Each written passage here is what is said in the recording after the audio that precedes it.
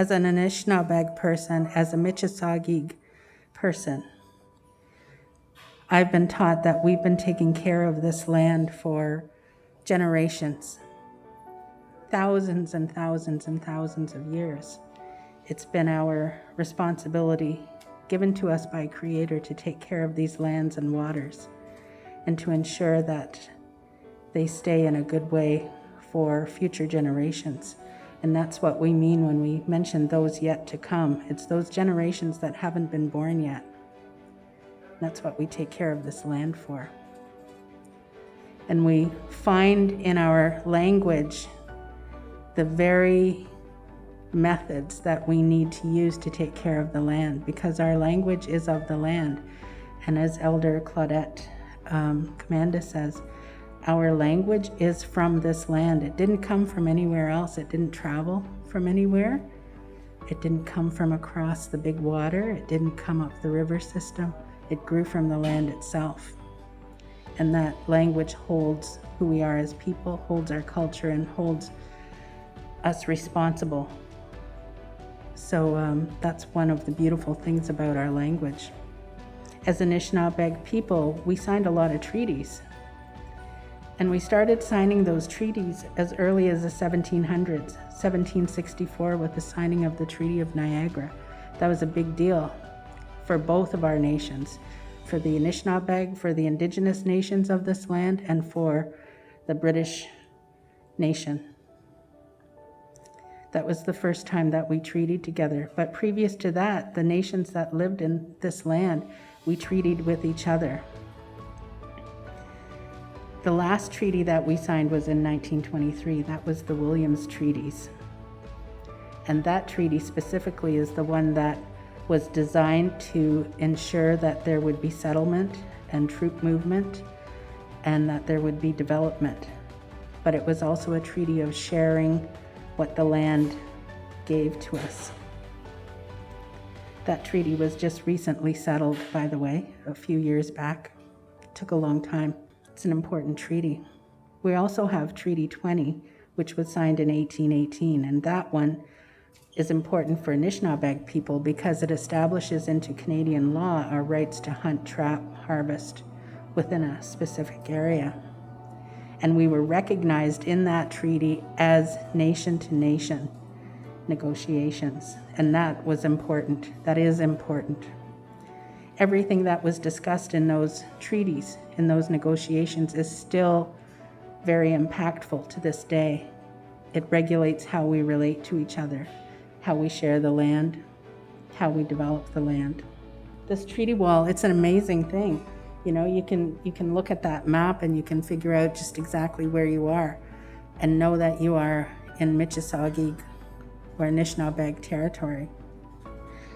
The beautiful language that's here, this is from an elder in my community.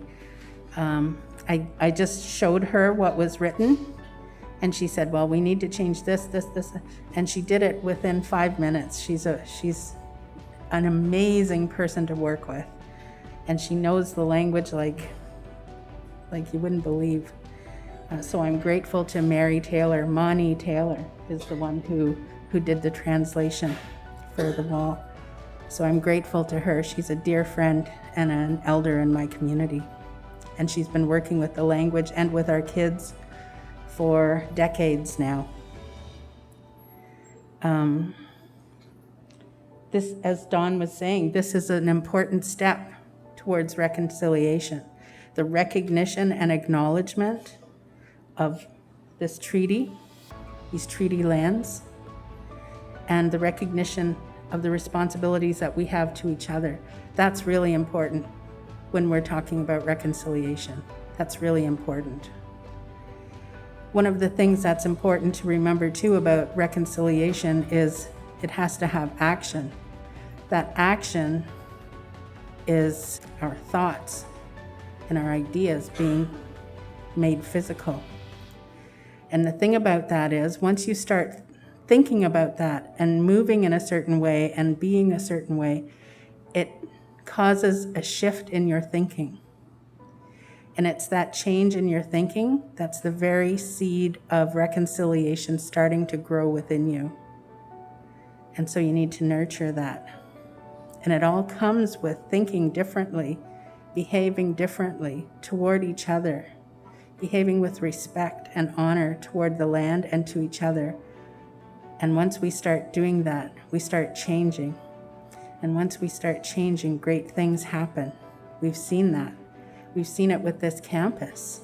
So these treaties are important to us currently. They were important to us in the beginning. They'll be important to us in the future because we're all affected by them. We are all affected by the treaties that were signed by our collective ancestors, my ancestors and your ancestors. Now we pick up that idea to walk together, side by side, no one better than the other, but helping each other along the way, sharing our burdens along the way, holding each other up when needed. And these days, the Indigenous people of this land, we need to be held up because we're carrying a heavy burden. And that burden is being passed on to our children, and they shouldn't have to carry that. So with your help and with our ancestors' help, we'll get through this and we'll walk together. And the path that we're weaving is such a beautiful path, and it's so strong and so bright that those ones yet to come, those ones that have yet to be born, they will have a good, strong, solid path that they'll be able to follow.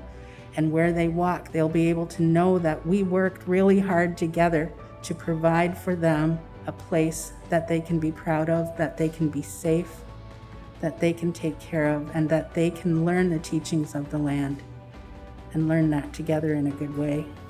So I want to thank you again for allowing me to speak.